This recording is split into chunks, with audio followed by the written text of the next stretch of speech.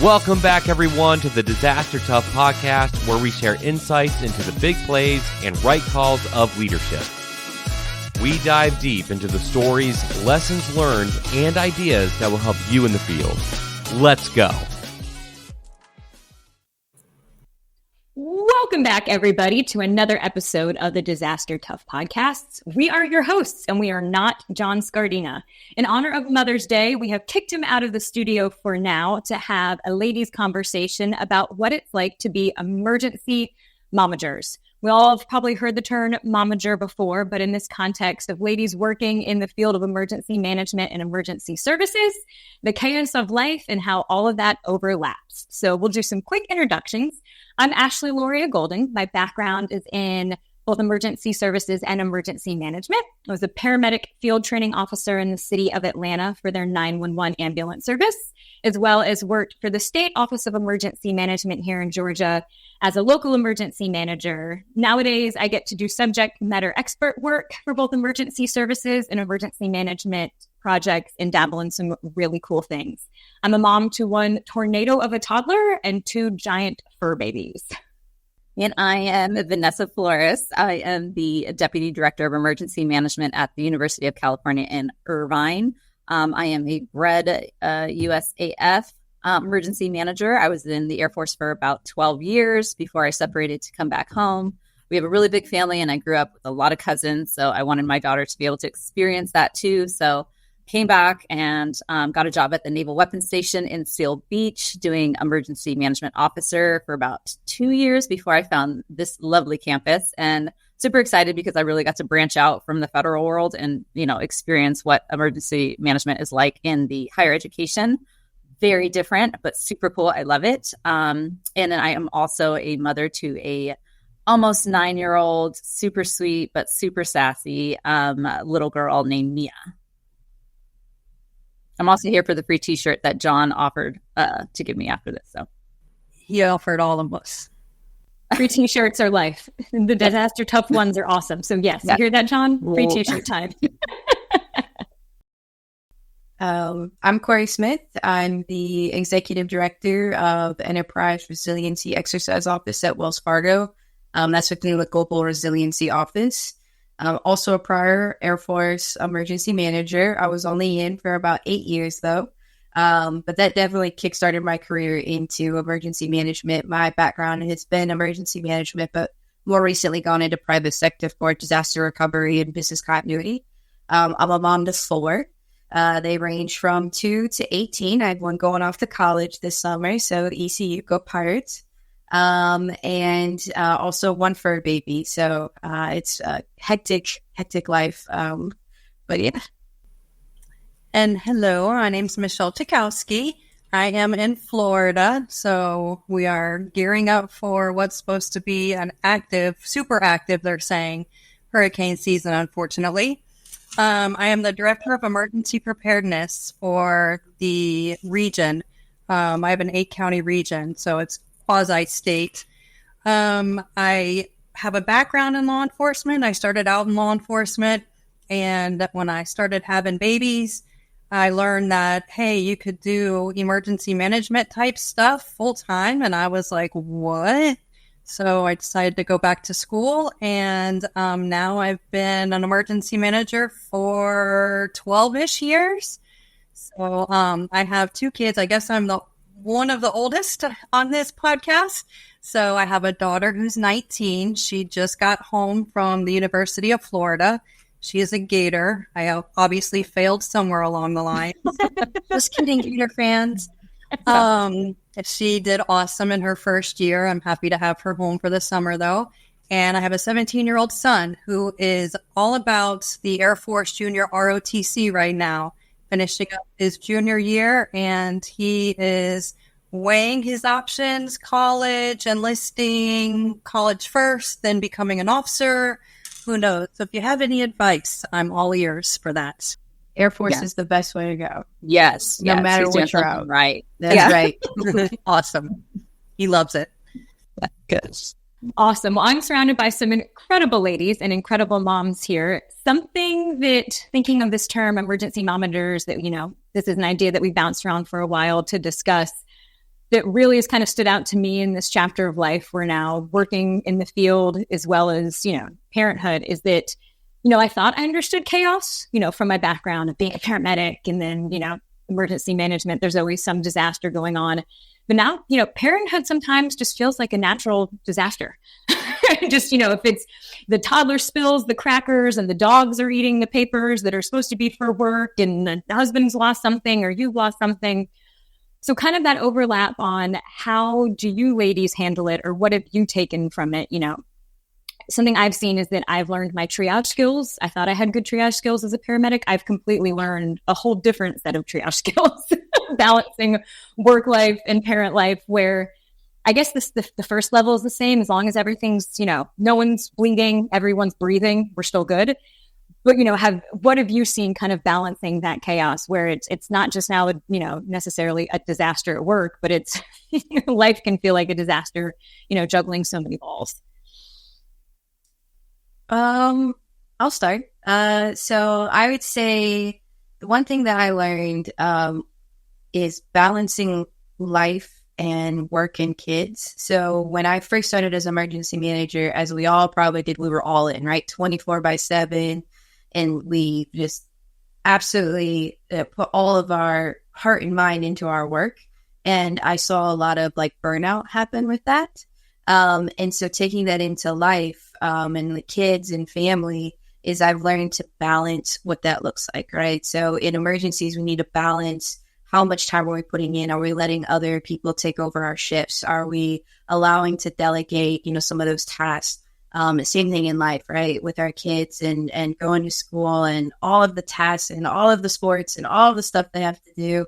Are we delegating? Are we having a work-life balance? Are we able to be present and not burnout, trying to balance both things? So I think that's what I've been able to do in, life and learning as emergency managers, having work-life balance and making sure I don't burn out in any aspect. I totally agree. And I love, Ashley, the triaging your kids. I might use that. I'm going to steal that. I love that. So, I feel like I'm coming up to the end of parenthood as we know it, I mean, my 17-year-old, he definitely keeps me on my toes. So, something that I love to say to him, and boys are much different than girls, anyway, but, your lack of planning does not make it my emergency. I don't know if that came from law enforcement, emergency management, parenting 101, but I tell him that all the time. So, I love that. Yeah, that's a good one. That's great. I'm going to take that she one. Would argue with me about it, but yeah, I could tell her that. Yeah. But I find that for me, it's asking for help. I am a single parent, so being able to kind of manage that and understand when I am at max capacity, and understanding that it is okay to kind of reach out and just be like, listen, I need a moment. I need that hour. I need that, drive home by myself with the music on or off, whatever it is that puts me back in my zen before I come, when I'm driving home, making sure I'm in the right state of mind to be able to come back to her and be able to give her everything for, what she deserves. And not this angry because of what happened today at work or, sad because of what happened at work, whatever the case may be.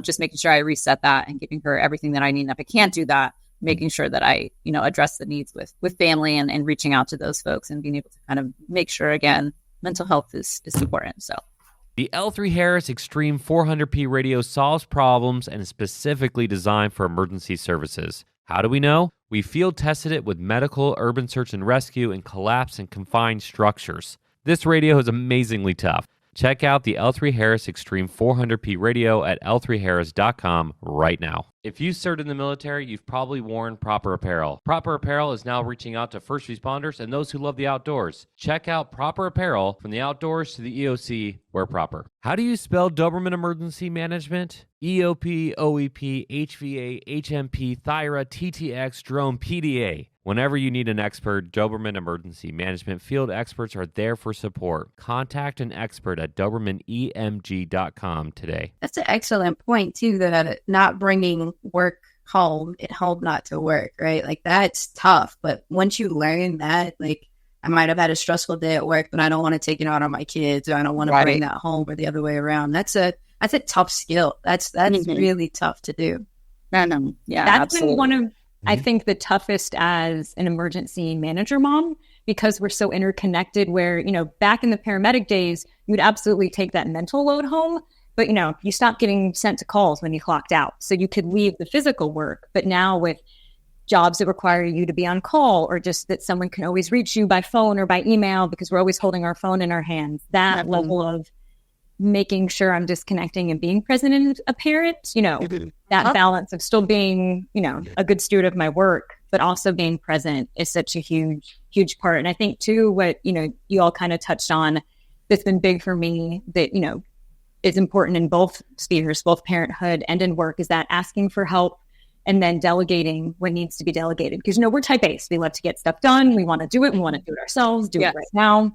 But I really saw, because my little guy was born in 2020. So he ended up being, you know, born during the pandemic, where you didn't have kind of the same village that you know, kind of had on the front end. And now we're getting back to now, where those early days feeling so alone, and, you know, certain areas of just not being able to access the same help. And then the same thing with work is, there was so much going on with work with the pandemic, taking on those other things. But the importance of, you know, knowing when you need help and building that team and trusting that team, whether it, you know, it's family, it's trusted friends, it's your coworkers at work, you know, that we can do a whole lot of things, but we can't, you know, do it all and all at the same time. I think in the pandemic, I learned about like setting those healthy boundaries, and it can be family or work, right? Like, you know, once we all went remote too, we were accessible all the time. You know, our work maybe we stopped clocking out at 4 or 5 and we worked till 7, 8 o'clock at night, because why not check an email? But that's going to what we talked about earlier too, with being present with the kids and setting those boundaries. And if you're on call 24/7, you know, that's different than, you know, if I can clock out at 5, I'm clocking out at 5. I'm putting my phone down, I'm being present. And the other way around, setting boundaries, you know, with your kids and family. Hey, I'm at work right now, like, especially working home, like all of us home, and my office is my office. Pretend I'm in my office, you know, and I can't come out and play right now. I like, go ahead. Sorry. I like the saying, it takes a village, but not it takes a village to raise a kid. It takes a village to raise a mom. Because don't we all, you know, have our own insecurities? You know, am I making the right decision? Should I have, you know, called in sick so I could attend whatever event, or should I have told somebody else that I can't make it, you know, so I could attend my kid's field trip, or, you know what I mean? We all have those. And especially now, you know, my daughter, well, last year was rough, but, you know, just thinking back and, you know, did I mess up? What does she remember? You know, and I even asked her, I was like, so did you have a good childhood? I mean, it's weird. And thankfully she said yes. She might have played. She did say yes. But, you know, and I tried through the years to attend those field trips and be the class mom and, you know, do this and do that. But there's stuff that we have to give up too. So, and that's where we lean on our families. I too am a single mom. I've been a single mom for about 5 years. So, you know, starting in their teenage years, but, you know, my parents, my sister, grandparents are huge. So, you know, that kind of ties in what I was just going to ask was, you know, I'm one child, right? So I am that new mom. I don't know if you guys have seen those memes where they're like new mom and they're like protecting them and bringing all this stuff when they go on a trip. And then it's like the second kid and they're like one backpack and, you know, half clothed and you're totally okay with it. So, you know, moving forward, when you guys are looking at, you know, from your first child to like, you know, Cori, you have 4, like this fourth child, is it different for you now to be able to just to say triaging, right, is a whole nother type, right? It's a lot easier now because you're like, I've been there, done that. It's really not that big of a deal. And you can kind of put that a little bit lower on the bucket list, or how does that work? Gosh. Heck yeah. My first kid, I don't think she had sugar until she was like 3. Like, you know, she was like, I handmade her food, like all organic. That poor child. Were you that mom that had that little lunchbox that had like the little twirls and everything? For sure. Oh yeah, like absolutely. My 4th kid, I swear he eats Cheerios off the ground. Like he's just like we're lucky if he has clothes on. He's usually just in a diaper running around somewhere. So, it's like, oh, you're not bleeding, you're fine. It's okay. Yeah, exactly. Going, right? Yeah. So absolutely, you get like the first kid is like high panic, high stress. Like, I want to make sure everything's perfect. And I think by the time second, third, fourth kid rolls around, we're like, all right, look, we know you're going to be fine. Like, you don't need all these things. Just enjoy it, live in the moment. Like, I think one of the things that I really learned heavily with the second and third kid, because I'm telling you, they are a handful, is expecting a person to act their age, right? I don't expect my 2-year-old to act like my 8-year-old or my 8-year-old to act like my 11-year-old. Like, they act their age, and I interact with them at their level. And it sounds bad, but I do that at work too, right? I interact with people at their level. And it actually helps, I think, connecting with those around us. I think as emergency managers, we interact with a ton of people. We are always interfacing, from politicians to frontline employees to boots on the ground to everything in between. And we have to learn to connect with people at their level. And I absolutely do that with my kids. 100%. That is huge. And I think that's been something so eye-opening to me, even just being a mom of one, but he definitely, has a very different personality than me. And so there's a lot of things that we mirror each other, and I look and I go, oh my goodness, you're a little me. And then other things, it's that, okay, how do I explain it to him where he gets it? Not even just, obviously age appropriate at the top, but also just in general, the way that it connects to him. And it has completely opened my eyes on a whole different set of communication skills that I didn't even realize was there to be tapped into. And, can definitely be very frustrating to learn in the moment when you're like, just please, shoes, door, now, car, school, please. The board ready later. But it's so huge to carry, like you said, into the workplace. It's given me also just so much more empathy for people in, being in the tornado toddler stage. Like, the whole big emotions thing is real. But it just reminds me, like, you have no idea what's going on with people behind closed doors. So anyone we interact with, particularly who, we work with or, are engaging with, helping me be just more understanding where, I thought I had good level of understanding, but it's really opened my eyes to so much more of that engagement and giving that grace and learning different ways to approach people that, has been really eye-opening in a good way of just, being better with the world around me. Yeah. It makes us better leaders. Absolutely. Yeah. I think it sets expectations. Like, I know that my 2-year-old is going to try to put on his shoes, and it's going to take us 30 minutes to leave the door, right? Like, so let's set expectations, right? But it's same in the workplace. Like, hey, like, I'm not going to come in with unrealistic expectations. I'm going to meet people at their level, and it's not going to set an unrealistic expectations. But it's like I'm not going to come in and making assumptions with people, because you just never know. So this is super cheesy, but as I was kind of thinking about this podcast here, and I'm like, some of the topics that we would talk about, and like how that relates, and like my own experiences. We're dealing with an ongoing incident right now at the campus, and we were talking about the EOC and the planning P, and I'm like, oh my God, literally made the connection this morning as I'm like putting my mascara on, saying, I do the planning P every night, like before I go to bed, right? Like, what are my objectives for tomorrow? Like, how am I going to accomplish that? I have to merge what I have going on at work, and like, what are my daughter's 1,000 activities that she has in the afternoon? And like, am I going to be able to do that, with everything going on here? And, I do it through my head, which is probably why I don't sleep very well. But, I go through the whole process. What other resources do I need? It's so weird how emergency management has so like engulfed in my life. And it's just literally, you live by these things at work and you live by these things at home, and non-emergency managers probably have no idea what I'm talking about, but I'm sure you guys probably can relate to that. Like, oh, absolutely. How many times have your friends been like, how are you so calm right now? Oh my God, I get it all the time. No, all the time. I was going to ask a question. Do you think being emergency managers makes us better moms, or being moms makes us better emergency managers?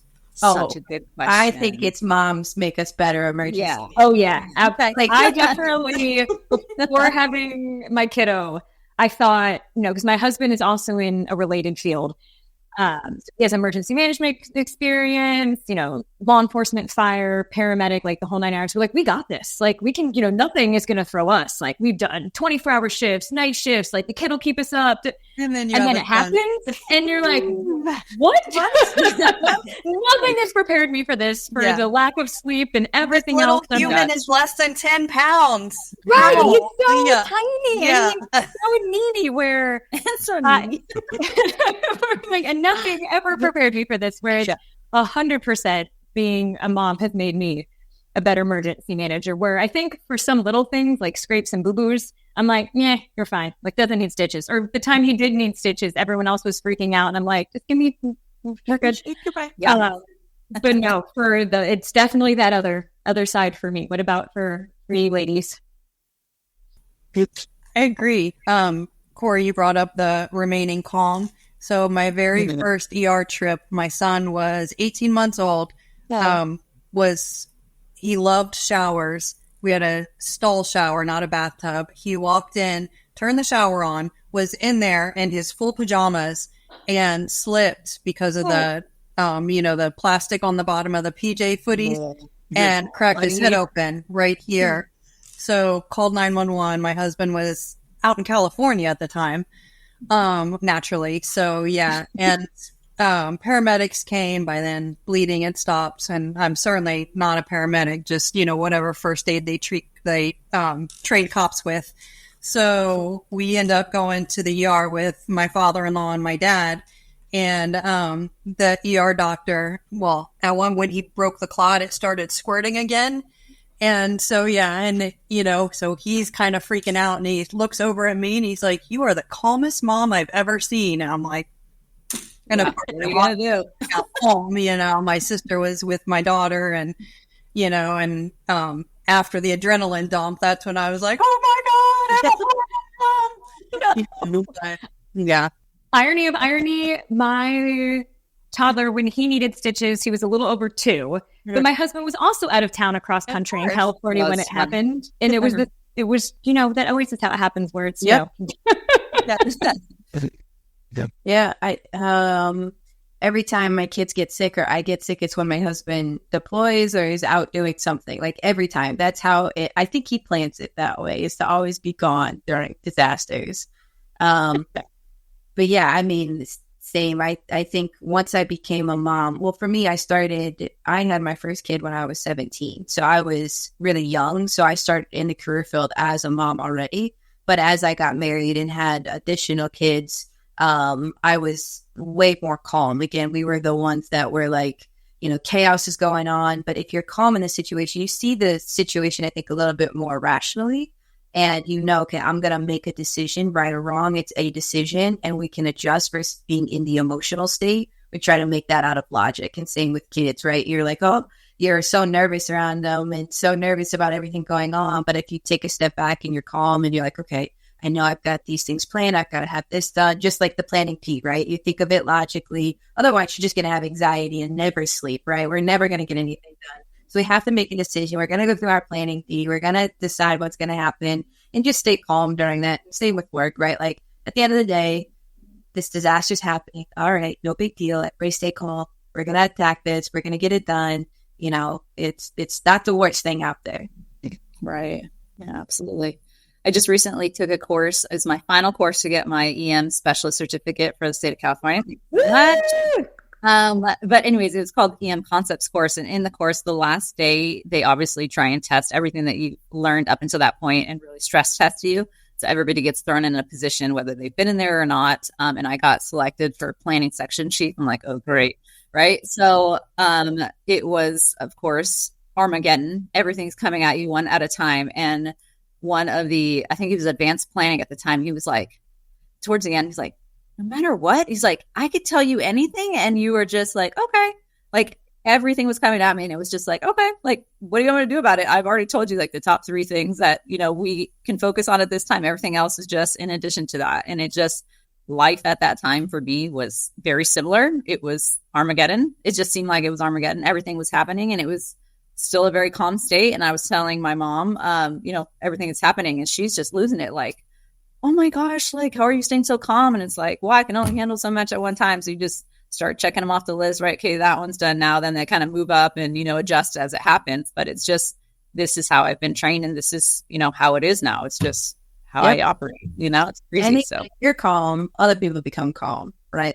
That's the big thing too, is like people find like, oh, I think that's why we make good leaders, especially as moms, is we're calm, right? We handle the situation and people gravitate towards us, and you're able to just like, all right, I'm calm, you're calm. Here's a task, here's a task, here's a task. Go get it done.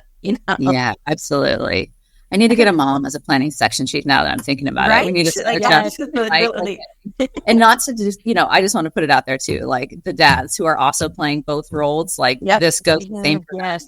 It is difficult. It is super difficult. So being able to kind of adjust to that lifestyle and adapt accordingly is huge. So just want to throw that out there too. I think that, as moms too, not only as moms, but as women in this career field, right? Like there's so many men in emergency management, all the fire chiefs and firefighters that were in there. I think I was the only one in one of my first jobs. I was the only female, but as a mom and as a female, we can command the room. I think we can go out there and lead these it's like, I think we do a better job than most. Not putting anyone else down, but I'm just saying.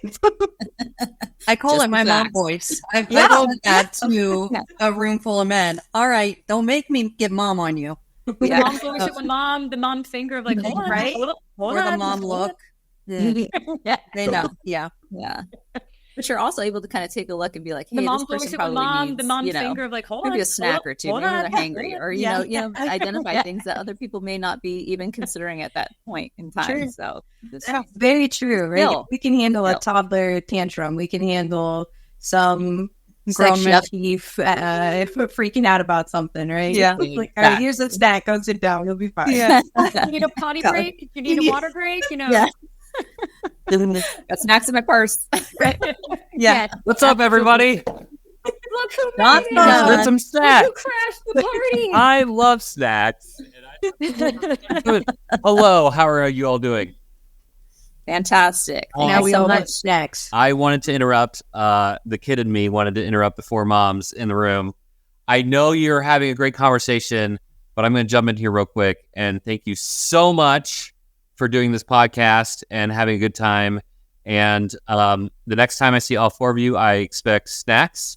I will be hangry, and apparently free t-shirts for everybody, and everything else that's happening. But I'm actually going to let Ashley wrap this up. But I just wanted to come on the show and specifically say thank you so much for doing this and for being incredible examples, not just of moms, because you're all incredible moms, but of emergency management. You've all been on the show because I think you're experts. And really, thank you so much for all the incredible work you do for the field and for your families, and especially for me. And I'm out. We'll see you guys. Bye. I'm going to throw one more short question out since I know we're coming up on time. But if you had to give one just little soundbite piece of advice to your pre-mommyhood, your pre-emergency management self, what would that be? Mine would be two little quotes that I cannot take credit for, but they really resonated, is that, sometimes you will really be faking it till you make it, but just keep going. If you are acting calm, it'll make you feel more calm, and that'll make everyone else feel more calm. And then also the only way out is through. So a lot of times it seems like we just kind of are stuck because there's so much going on, but the way that we get through it is to keep moving, whether that's with, mommyhood chapters or work chapters, is just to keep it moving forward. So what are yours?